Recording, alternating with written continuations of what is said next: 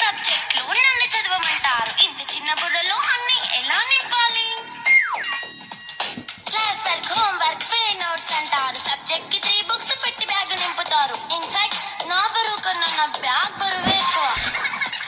క్వశ్చన్లు, ఆన్సర్లు, సర్ప్రైజ్ టెస్టులు అన్ని దాటుకొని మళ్ళీ స్కూల్ వాన్ ఎక్కేసి అమ్మయ్య ఇక ఇంటికి వచ్చేసామనుకుంటే మాస్టర్కి వస్తే చెయ్యాలి అసైన్మెంట్. రిపోర్ట్ కార్డ్ చూపిస్తే ఇంట్లో ఉన్న పనిష్మెంట్. హోంవర్క్ చేయమంటూ మమ్మీ చంపుతుంటుంది. ట్యూషన్ టైం అయిందని డాడీ తరుముతుంటాడు. డాన్స్ క్లాస్ కి వెళ్ళమని తాతయ్య తిడతాడు. స్నాక్స్ తిని వెళ్ళమని నాన్నమ్మ ఆపుతుంది. ఇక అన్నీ అయిపోయాక కాసేపు టీవీ చూద్దామంటే మమ్మీ ఎంట్రీ ఇచ్చింది. బెడ్ యొక్క మంది చిన్న నాప్ తీసేలోపు తెల్లారిపోయింది.